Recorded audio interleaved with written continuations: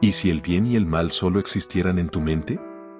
No como mentira ni como engaño, sino como herramientas, como lentes que tu cerebro coloca sobre el mundo para poder moverse en él. Esa es la pregunta incómoda que planteó Baruch Spinoza hace más de 3 siglos. Y hoy, aún suena como un desafío.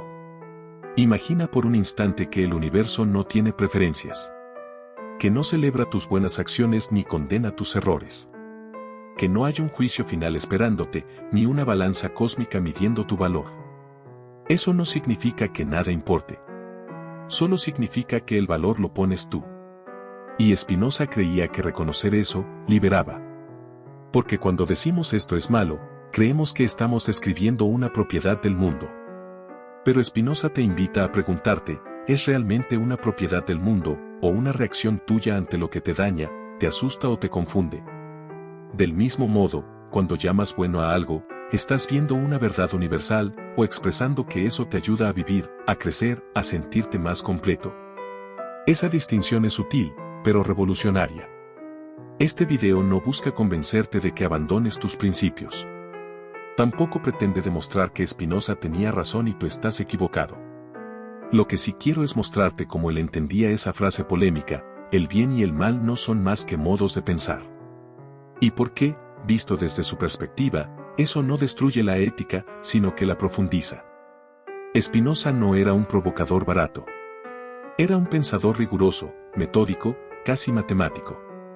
Nació en Ámsterdam en 1632, en una familia judía sefardí que había huido de la persecución. A los 23 años fue excomulgado de su comunidad religiosa por sus ideas. Le ofrecieron una pensión si se retractaba. Se negó. Prefirió la soledad y la coherencia. Durante el resto de su vida vivió con humildad, puliendo lentes ópticos para ganarse la vida y escribiendo por la noche. Sus obras más importantes, como la Ética, fueron publicadas después de su muerte, porque nadie en vida se atrevía a imprimirlas. ¿Por qué? Porque cuestionaban la imagen de Dios como legislador moral. Para Spinoza, Dios no era un rey en el cielo dictando leyes. Dios era la naturaleza entera, con todas sus leyes necesarias, incluyendo la tuya. Y en ese universo, donde todo ocurre por necesidad causal, no hay lugar para el bien y el mal como realidades independientes. Solo hay cosas que aumentan tu potencia de actuar, y cosas que la disminuyen. Eso es todo. No hay ángeles ni demonios. Solo causas y efectos. Pero eso no te deja indefenso. Al contrario. Spinoza creía que entender las causas de tus acciones y las de los demás es la única forma verdadera de ser libre. Porque si crees que el mal existe como una fuerza externa, lo combatirás con miedo o ira. Pero si entiendes que surge de la ignorancia, del sufrimiento o del miedo ajeno, puedes responder con comprensión y con estrategia. Este enfoque no justifica el daño. No dice que debamos tolerar la injusticia. Lo que dice es que juzgar no cura. Entender sí puede prevenir. Y ese es el regalo silencioso de Spinoza, una ética sin castigo. Sin culpa metafísica. Sin demonización del otro. Una ética basada en la claridad, no en la condena. A lo largo de este video, no te pediré que dejes de llamar malo a lo que te lastima. Pero sí te invitaré a considerar que esa palabra describe tu relación con algo, no la naturaleza de ese algo en sí. Porque un virus no es malvado. Solo sigue su naturaleza. Un ladrón puede hacer daño, pero su acción tiene causas comprensibles: pobreza, trauma, educación, desesperación. Comprender esas causas no lo exonera, pero te permite actuar de forma más efectiva que el odio. Spinoza no quería que dejáramos de luchar por un mundo mejor. Quería que lo hiciéramos desde la razón, no desde la pasión ciega. Desde el amor activo a la vida, no desde el miedo a la condena. Así que al escuchar esa frase, el bien y el mal no son más que modos de pensar, no la oigas como una negación de lo que sientes. Óyela como una invitación a mirar más allá del juicio, hacia la comprensión. Porque quizás, detrás de cada etiqueta moral, hay una historia que merece ser entendida. Y entender no es perdonar. Es ver con claridad.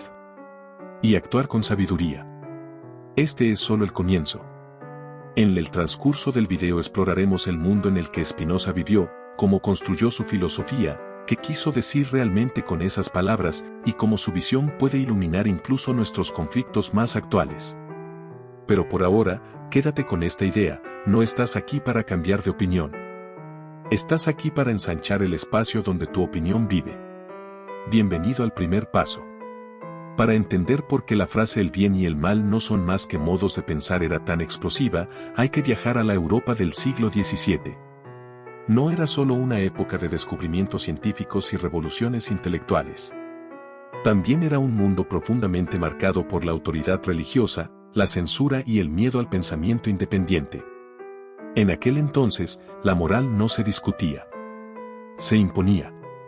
La Iglesia Católica, las comunidades protestantes y las comunidades judías ortodoxas compartían una idea básica: Dios era un legislador supremo.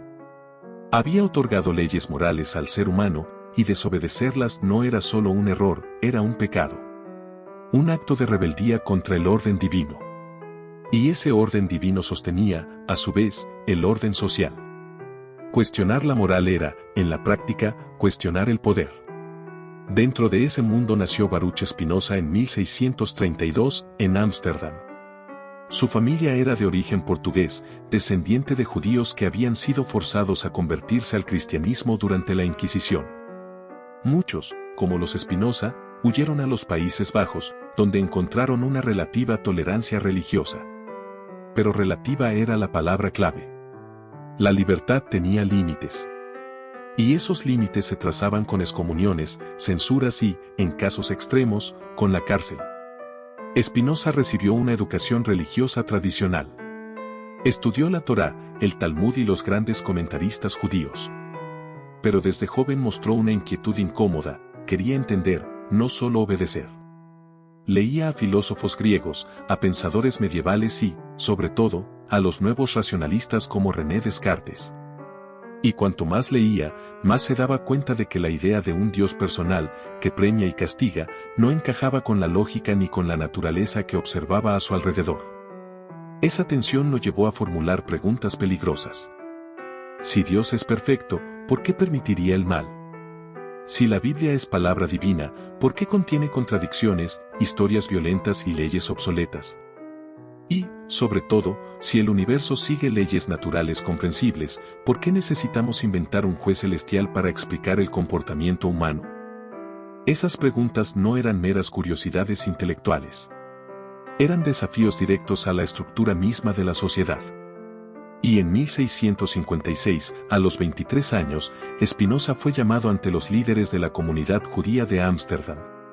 Se le acusó de herejía. Se le leyó un decreto de excomunión tan severo que ni siquiera mencionaba su nombre, solo lo llamaba el apóstata. Quedaba prohibido hablar con él, ayudarlo, leer sus escritos o incluso estar a menos de 4 codos de distancia. Muchos en su lugar se habrían retractado. Spinoza no solo se negó a hacerlo, sino que siguió profundizando sus ideas. Pero lo hizo con una cautela férrea. Escribió en latín, la lengua de los eruditos, no en holandés, para que sus textos no llegaran fácilmente al público general. Publicó obras anónimas. Y guardó sus escritos más radicales, como la Ética, para después de su muerte. ¿Qué lo impulsaba? No era rebeldía por rebeldía. Era una búsqueda de coherencia. Spinoza creía que la verdad no podía contradecirse a sí misma. Si la razón mostraba que el universo funciona por causas necesarias, entonces Dios, si existe, no puede actuar de forma arbitraria. No puede cambiar de opinión, no puede intervenir milagrosamente, no puede castigar ni premiar. Dios, para Spinoza, no era un ser aparte del mundo. Dios era el mundo. O, más precisamente, Dios era la sustancia única, infinita, eterna, de la cual todo surge. Él lo llamaba Deus ibe natura, Dios o la naturaleza. Esa identificación fue su mayor ruptura. Porque si Dios es la naturaleza entera, entonces no hay lugar para un bien y un mal absolutos. Todo lo que ocurre, una guerra, un acto de generosidad, una tormenta, una enfermedad, es una expresión necesaria de las leyes divinas naturales. No hay desviaciones morales. Solo hay modos distintos en que la naturaleza se expresa. Esto no significa que Spinoza negara la diferencia entre el sufrimiento y la alegría, entre la opresión y la libertad. Al contrario. Pero insistía en que esas diferencias no eran morales en sí mismas. Eran relativas a nosotros. Algo es bueno si aumenta nuestra capacidad de existir y actuar. Malo si la disminuye. Pero esas etiquetas no existen en las cosas mismas. Son juicios humanos, útiles para la vida, pero no verdades metafísicas. Esta visión lo colocaba en una posición solitaria. Los religiosos lo veían como ateo. Los ateos posteriores lo malinterpretarían como determinista frío. Pero Spinoza no era ni lo uno ni lo otro. Era un pensador que quería reconciliar la fe con la razón, no eliminando la primera, sino reinterpretándola desde la segunda. Su influencia fue tardía, pero profunda. Pensadores como Goethe, Einstein, Nietzsche y muchos otros encontraron en él una forma de espiritualidad sin dogma, de ética sin culpa, de libertad sin ilusión. Einstein diría más tarde: creo en el Dios de Spinoza, que se revela en la armonía ordenada de lo que existe, no en un Dios que se interesa por el destino y las acciones de los seres humanos. Esa frase resume perfectamente el giro spinozista: el universo no te observa. Pero puedes aprender a observarlo, y a través de esa observación, encontrar tu lugar en él. Spinoza no vivió para ver su impacto. Murió en 1677, a los 44 años, probablemente por una enfermedad pulmonar causada por inhalar polvo de vidrio al pulir lentes. Pero dejó tras de sí una obra que sigue desafiando nuestra forma de pensar el bien, el mal, la libertad y la responsabilidad. Y todo comienza con esa idea tan simple como radical: el bien y el mal no son cualidades del mundo. Son modos de pensar, útiles, humanos, necesarios, pero no eternos. Ahora que conoces su mundo, estás listo para entender cómo construyó su filosofía. Porque Spinoza no hablaba por intuición. Hablaba por demostración. Y su obra más importante fue escrita como si fuera geometría. Más allá del juicio, hacia la comprensión. Decir que el bien y el mal son modos de pensar no es restar importancia a la justicia. Es cambiar la base desde la cual la construimos. Spinoza no quiere que dejes de luchar contra la opresión. Quiere que lo hagas no desde la ira moral, sino desde la claridad causal. Piensa en un médico ante una epidemia. No dice: este virus es malvado. Dice: este virus se propaga por estas vías, afecta estos órganos, y podemos combatirlo así. Su eficacia no depende de condenar al virus, sino de entenderlo. Spinoza propone aplicar esa misma actitud a la conducta humana. ¿Por qué alguien miente? ¿Por qué alguien traiciona? ¿Por qué alguien hierve de rabia? Para Spinoza, siempre hay una causa. Y esa causa no es porque es mala persona. Es porque algo en su historia, su cuerpo, su entorno o su educación lo llevó allí. Comprender eso no elimina la necesidad de establecer límites. Pero transforma la forma en que los estableces. En vez de exclamar: esto es inmoral, preguntas: ¿qué necesidad insatisfecha hay detrás de esto? ¿Qué miedo lo impulsa? ¿Qué ignorancia lo sostiene?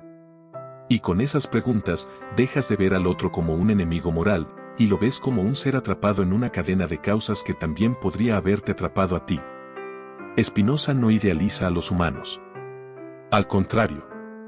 Reconoce que somos seres de pasiones intensas, fácilmente manipulables, frecuentemente ciegos a nuestras propias motivaciones. Pero justamente por eso, cree que necesitamos la razón, no como una fuerza que reprime las pasiones, sino como una luz que las ilumina. Y en esa luz, el juicio pierde su rigidez. No porque todo sea relativo, sino porque todo es comprensible. Esto tiene consecuencias profundas en cómo vemos la responsabilidad. Para Spinoza, sí somos responsables, pero no en el sentido de merecer castigo. Somos responsables en el sentido de ser capaces de responder. Y podemos responder mejor cuando entendemos no solo lo que hicimos, sino por qué lo hicimos. Imagina a alguien que grita a sus hijos por estrés laboral. Desde una moral tradicional, se diría: está mal. Debe controlarse. Desde la perspectiva de Spinoza, se diría: está actuando desde una pasión que lo domina. ¿Qué le falta para actuar desde la razón? ¿Qué apoyo necesita? ¿Qué patrón repite que aprendió de su propia infancia? La diferencia no está en la acción, ambos enfoques pueden llevar a decir no grites, sino en la actitud detrás. Uno condena. El otro comprende para transformar. Y esa transformación es el corazón de la ética espinosista. Porque para Spinoza, la meta de la vida no es cumplir mandamientos. Es aumentar nuestra potencia de obrar, nuestra capacidad de actuar desde el entendimiento, no desde la reacción. Y cuanto más comprendemos las causas del bien y del mal como modos de pensar, más nos acercamos a esa libertad. Liberarse del juicio moral no significa volverse indiferente. Significa dejar de ver el mundo como un campo de batalla entre fuerzas cósmicas del bien y del mal y empezar a verlo como un tejido dinámico de interacciones donde tú puedes intervenir con inteligencia, no con dogma. Incluso el amor cambia en esta visión. El amor moral, amar a los buenos, odiar a los malos, es un amor condicionado, frágil, basado en categorías cambiantes. Pero el amor espinosista, que él llama amor intelectual a Dios, es el amor por entender la totalidad de la naturaleza, incluyendo sus aspectos dolorosos. Es amar no a pesar del sufrimiento, sino a través de la comprensión de por qué existe. Este no es un amor pasivo. Es un amor activo, que impulsa a sanar, a educar, a construir. Pero lo hace sin ilusión. Sin creer que el mundo debería ser de otra manera. Sino aceptando que es así, y que dentro de ese así, hay margen para la acción humana. Por eso Spinoza no se horroriza ante el mal. Se entristece por la ignorancia que lo produce. Y en vez de maldecirla, la estudia. Porque sabe que la ignorancia no se vence con condenas, sino con luz. Y esa luz no es una verdad revelada desde fuera. Es la claridad que surge cuando dejas de proyectar tus deseos y miedos sobre el mundo y empiezas a verlo tal como es. En resumen, decir que el bien y el mal son modos de pensar es decir que son humanos. Y lo humano no es menos valioso por no ser divino. Al contrario. Es más valioso porque depende de nosotros. No de un juez celestial, sino de nuestra capacidad colectiva para entender, cuidar y transformar. Spinoza no quita el suelo bajo tus pies. Lo hace más firme. Porque en vez de depender de un sistema de recompensas y castigos imaginarios, te invita a construir tu ética sobre la roca de la comprensión real. Y en ese acto de comprender, reside la verdadera dignidad. La ética sin juicio moral. Si el bien y el mal no existen como realidades externas, ¿cómo puede haber ética? Es la pregunta lógica. Y es la pregunta que Spinoza se anticipó a responder. Porque para él, la ética no solo es posible sin juicio moral, es más fuerte sin él. Su obra maestra se llama Ética. Y eso ya es una declaración de intenciones. No la llama moral, ni ley, ni deber. La llama ética. Porque no se trata de obedecer normas impuestas, sino de cultivar una forma de vida que aumente tu potencia de existir. Pero lo más sorprendente no es el contenido. Es la forma. Spinoza escribió la ética como si fuera un libro de geometría. Usa definiciones, axiomas, proposiciones y demostraciones. Por ejemplo, definición 1, por causa de si entiendo aquello cuya esencia implica la existencia. Proposición 6, una sustancia no puede ser producida por otra. ¿Por qué hacer esto con un tema tan humano como la ética? Porque Spinoza creía que las emociones, las decisiones y la moral no eran caos. Eran parte de la naturaleza. Y como toda la naturaleza, seguían leyes comprensibles. En ese sistema, no hay mandamientos. Hay comprensiones. No se dice no debes mentir. Se demuestra que mentir generalmente nace del miedo, limita la conexión con otros y reduce tu capacidad de actuar con coherencia. Por lo tanto, quien entiende esto elige no mentir, no por miedo al castigo, sino porque ve que la verdad lo fortalece. La virtud, para Spinoza, no es sacrificio. Es coherencia con tu naturaleza racional. Y tu naturaleza racional busca, ante todo, perseverar en tu ser, no solo sobrevivir, sino florecer. Entonces, ¿cómo se vive sin condenar? Primero, reconociendo que todos actuamos según nuestro grado de entendimiento. Nadie elige deliberadamente lo que cree que le hará daño. Incluso quien comete un crimen cree, en ese momento, que está actuando en su beneficio, porque quiere poder, venganza, alivio, reconocimiento. Está equivocado, sí. Pero no es un monstruo. Es un ser humano atrapado en una red de causas que no comprende.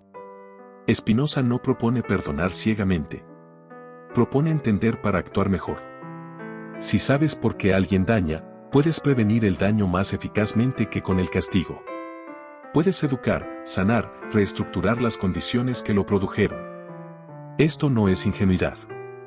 Spinoza sabía que hay casos en los que es necesario contener a alguien. Pero insiste, hazlo no con odio, sino con tristeza inteligente. Como un médico que aísla una infección no por rencor al virus, sino por amor a los pacientes. Su ética es, en esencia, una ética de la compasión racional. No la compasión que dice pobrecito, sino la que dice entiendo por qué estás así, y quiero que cambies porque mereces más. Y esa compasión empieza contigo. Porque gran parte del sufrimiento humano viene de juzgarnos a nosotros mismos. Spinoza ve la culpa como una emoción inútil. No te hace mejor.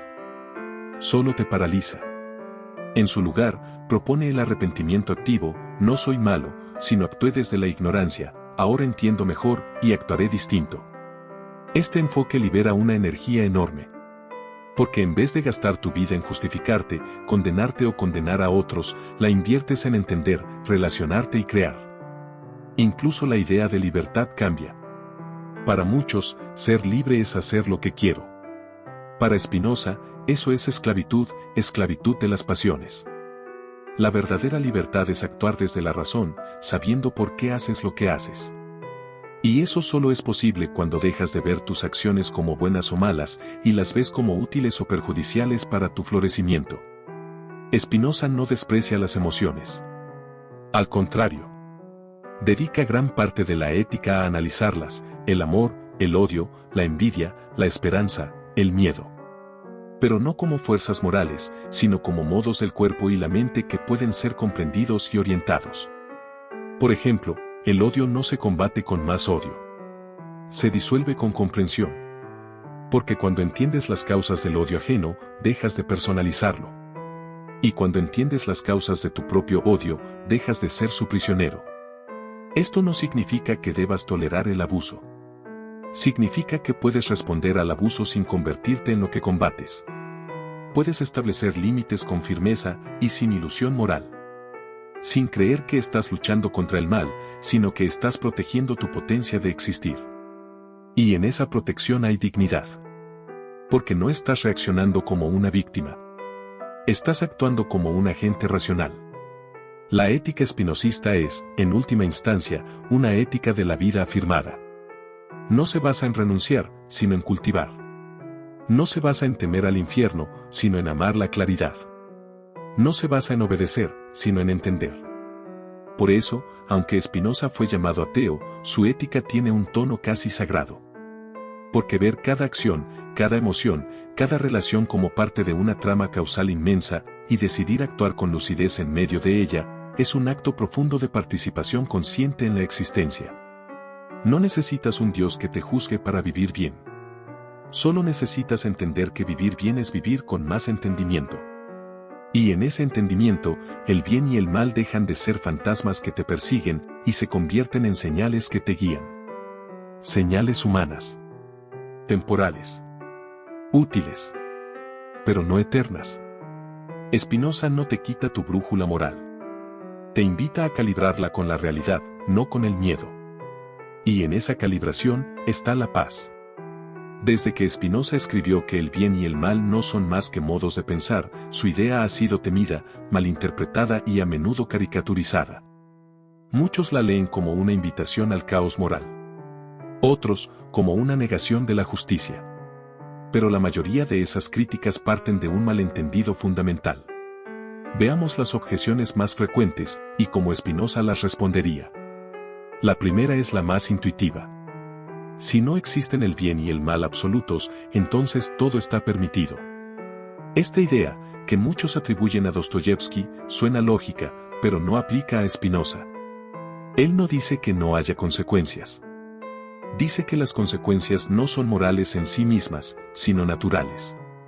Robar no está mal porque Dios lo prohíbe. Está mal, en sentido humano, porque rompe la confianza, genera miedo y disminuye la potencia colectiva de vivir en sociedad. Y por eso, toda sociedad racional establecerá leyes contra el robo. no por mandato divino, sino por necesidad práctica. Spinoza no defiende la anarquía. Al contrario, en su tratado teológico-político, argumenta a favor de un Estado fuerte, capaz de garantizar la paz y la libertad de pensamiento. Pero insiste, las leyes deben basarse en la razón y el bien común, no en la interpretación de textos sagrados. Porque cuando mezclas religión y política, el resultado no es justicia, es persecución. La segunda crítica común es: esto justifica el crimen. Si el asesino solo actúa por causas naturales, ¿cómo puedes condenarlo? Spinoza respondería: no lo condeno como pecador. Lo contengo como peligro. No hay contradicción. Entender las causas de un crimen, pobreza, trauma, desesperación, ignorancia, no significa permitirlo. Significa que puedes prevenirlo mejor que con el miedo al infierno o a la prisión. Un sistema basado en la comprensión busca sanar las raíces del daño, no solo castigar sus síntomas. Además, Spinoza distingue claramente entre comprender y aprobar. Puedes entender por qué alguien miente sin decir que mentir es bueno. De hecho, entenderlo te da más poder para construir condiciones donde la verdad sea más fácil que la mentira. Tercera objeción. Esto reduce la ética a una cuestión de utilidad. ¿No hay acciones que son malas aunque te beneficien? Spinoza diría que sí, si beneficiarte significa solo tu placer inmediato. Pero para él, el verdadero beneficio no es egoísta. Es racional. Y la razón muestra que prosperas más en una comunidad justa, segura y cooperativa. Por eso, actuar con generosidad, honestidad y empatía no es sacrificio moral. Es inteligencia a largo plazo. No ayudas al otro solo por bondad. Ayudas porque tu bienestar está entrelazado con el suyo. Cuarto malentendido. Spinoza era un determinista frío que negaba la libertad humana. Es cierto que Spinoza creía que todo en la naturaleza ocurre por causas necesarias. Pero su noción de libertad no es poder hacer lo contrario. Es actuar desde el entendimiento de por qué haces lo que haces. Un niño grita por miedo. Un adulto respira hondo y elige responder con calma. Ambos están determinados por causas, pero el adulto es más libre porque actúa desde la razón, no desde la reacción ciega. La libertad, para Spinoza, no es ausencia de causas. Es conciencia de las causas. Quinta crítica. Esto es solo ateísmo disfrazado. Si Dios no juzga, entonces Dios no existe. Pero Spinoza no era ateo. Era panteísta. Para él, Dios es la naturaleza en su totalidad, ordenada, inmanente, necesaria. No un ser personal que escucha oraciones, sino la causa inmanente de todo lo que existe. Einstein lo entendió así cuando dijo: creo en el Dios de Spinoza. No un Dios que interviene, sino uno que se revela en la armonía del cosmos. Por eso, su ética no es secular en el sentido moderno. Es espiritual sin dogma. Sagrada sin iglesia. Sexta objeción. Si el bien y el mal son solo modos de pensar, ¿cómo juzgamos el holocausto, la esclavitud, la violencia? Spinoza no diría que no son horribles. Diría que llamarlos malos absolutos no nos ayuda a prevenirlas. Lo que sí ayuda es entender sus causas: el miedo colectivo, la deshumanización, la propaganda, la desigualdad extrema. Y esas causas son reales, tangibles, y pueden combatirse con instituciones, educación y justicia restaurativa. Juzgar al opresor como malo en esencia lo convierte en un monstruo, no en un humano. Y si es un monstruo, no puedes entenderlo, ni evitar que otros se conviertan en lo mismo. Pero si ves que su maldad nació de condiciones sociales comprensibles, puedes actuar para que esas condiciones no se repitan. Finalmente, hay quien dice: esto es demasiado racional. Ignora el dolor, la indignación, la necesidad de justicia emocional. Spinoza no ignora el dolor. Lo analiza. No rechaza la indignación. La transforma. Porque sabe que la indignación sin comprensión se convierte en venganza. Pero la indignación guiada por la razón se convierte en reforma. Él no pide que niegues tus emociones. Pide que las comprendas. Porque solo cuando entiendes por qué sientes lo que sientes, puedes elegir si seguirlo o trascenderlo. En resumen, La mayoría de las críticas a Spinoza surgen de leerlo como si negara la experiencia moral. Pero no lo hace. Solo rechaza su interpretación metafísica. No dice que no exista el sufrimiento. Dice que el sufrimiento no prueba que el universo sea moral o inmoral. Solo prueba que hay seres vulnerables en él. Y en vez de resignarte a esa vulnerabilidad o culpar al cosmos por ella, Spinoza te invita a usar tu razón para reducirla. No con sermones. Con claridad. No con condenas. Con comprensión. No con ilusiones. Con acción informada. Por eso, lejos de ser una amenaza a la ética, su visión la fortalece. Porque la libera de la dependencia de autoridades externas y la coloca en tus manos. En tus ojos. En tu entendimiento. Y eso, para Spinoza, es el mayor acto de responsabilidad y de libertad. Cómo cambiar tu mirada sin perder tu brújula. Aceptar que el bien y el mal son modos de pensar no te deja desarmado en el mundo. Al contrario, te da una brújula más precisa. Porque en lugar de reaccionar con juicios automáticos, puedes responder con intención consciente. Y eso, en la era de las redes sociales, la polarización y la ansiedad moral, es un superpoder silencioso. Imagina esta escena cotidiana, ves un video en línea de alguien actuando de forma cruel. Tu primera reacción es, ¡qué persona tan mala! Tal vez escribes un comentario furioso. Tal vez compartes con la etiqueta esto no puede quedar así. Estás ejerciendo tu sentido moral. Y eso tiene valor. Pero Spinoza te invitaría a hacer una pausa y preguntar, ¿qué historia no estoy viendo? No para justificar lo injustificable, sino para entender qué dolor, qué miedo, qué ignorancia llevó a esa acción. Porque solo desde esa comprensión puedes intervenir de forma que realmente cambie algo, en vez de solo alimentar el ciclo de indignación y reacción.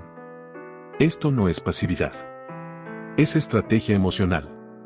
Porque condenar consume energía. Comprenderla genera. Veamos cómo esto se aplica en distintas áreas de la vida. En las relaciones personales. Cuando alguien te lastima, es natural llamarlo tóxico, egoísta o malo. Pero esas etiquetas cierran la puerta al diálogo. Spinoza sugeriría otra pregunta, ¿qué necesidad no expresada hay detrás de su comportamiento? Tal vez actúa por inseguridad. Tal vez repite patrones que aprendió en su infancia. Tal vez no sabe pedir ayuda de otra forma. Esto no significa que debas tolerar abusos. Pero sí que puedes establecer límites con tristeza, no con odio. Y esa diferencia transforma tu paz interior. En la política. Hoy es común ver a los opositores no como ciudadanos con ideas distintas, sino como enemigos morales. Son malos, decimos. No tienen valores. Pero Spinoza te diría, sus ideas surgen de causas comprensibles, miedo económico, identidad amenazada, desinformación, experiencias históricas. Entender esas causas no significa estar de acuerdo. Pero sí significa que puedes diseñar políticas que aborden las raíces del conflicto, en vez de solo ganar batallas simbólicas en redes sociales. La democracia no se salva condenando al otro. Se salva entendiendo por qué piensa lo que piensa y ofreciendo alternativas más fuertes. En el sistema de justicia. Gran parte de la justicia moderna sigue un modelo punitivo, castigar al malo para que pague. Pero los países que han aplicado enfoques restaurativos, basados en el diálogo, la responsabilidad y la reparación, tienen menores tasas de reincidencia. ¿Por qué? Porque ven al delincuente no como un ser moralmente corrupto, sino como alguien cuya acción dañina tuvo causas. Y en vez de aislarlo, lo reintegran, con límites, sí, pero también con oportunidades. Spinoza no vivió para ver esto, pero su filosofía lo anticipó. La justicia eficaz no se basa en el castigo, sino en la transformación. En tu vida personal. ¿Cuántas veces te has dicho soy malo por fallar, por perder la calma, por no ser perfecto? Spinoza vería eso como una trampa. Porque la culpa no te hace mejor. Solo te paraliza. En su lugar, propone, ¿qué me llevó a actuar así? ¿Qué necesidad intentaba cubrir? ¿Qué puedo aprender? Esa actitud no es indulgente. Es inteligente. Porque te convierte en autor de tu cambio, no en víctima de tu pasado. Y aquí está el equilibrio clave, no pierdes tu brújula moral. Sigues sabiendo que la violencia es dañina, que la mentira erosiona la confianza, que la injusticia duele. Pero ya no crees que esas verdades vienen de un cielo moral.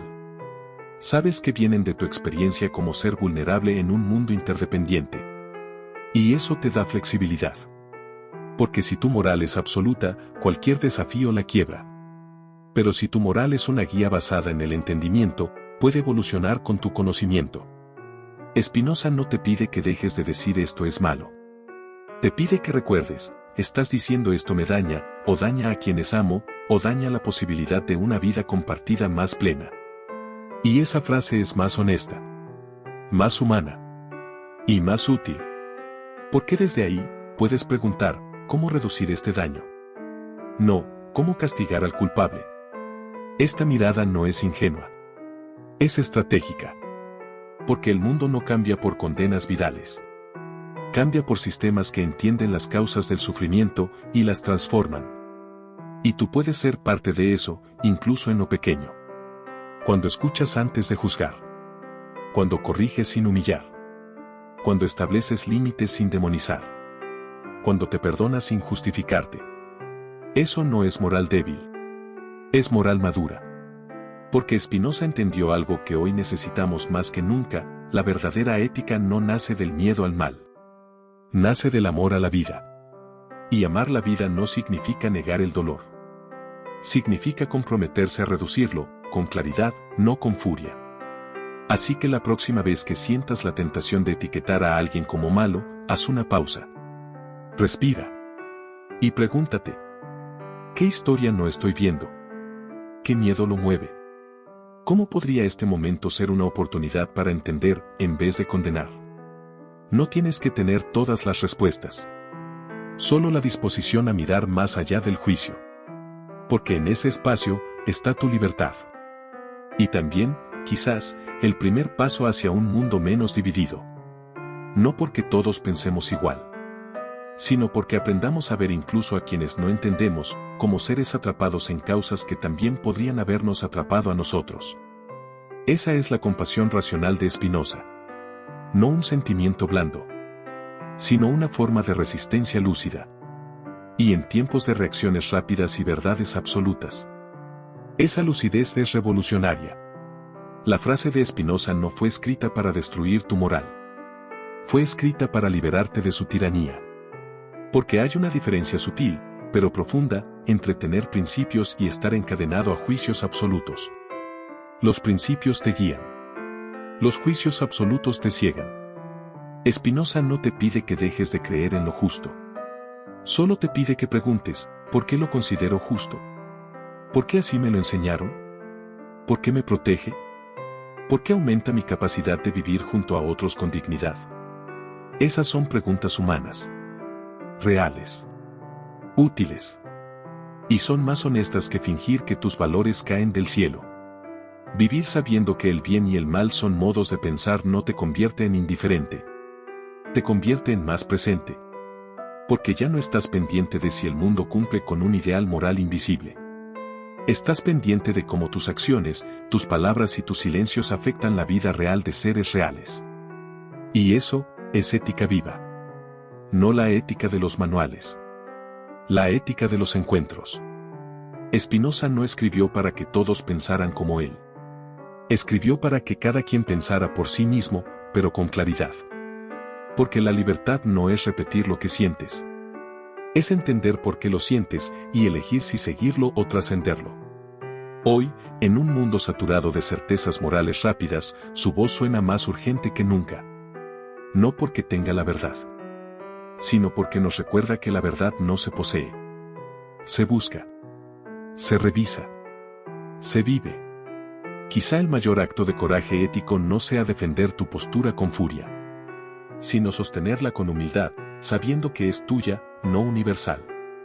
Porque cuando dejas de creer que tu moral es la ley del universo, dejas espacio para escuchar otras vidas, otras heridas, otros caminos hacia lo que también llaman bueno. Y en ese espacio nace la posibilidad del diálogo. No del acuerdo forzado, sino del entendimiento mutuo, aunque parcial. Spinoza murió solo, puliendo lentes. Pero su legado es una lente más clara para mirar la existencia. Una lente que no distorsiona con la ilusión del juicio absoluto. Una lente que no te dice qué ver, sino cómo ver con menos miedo.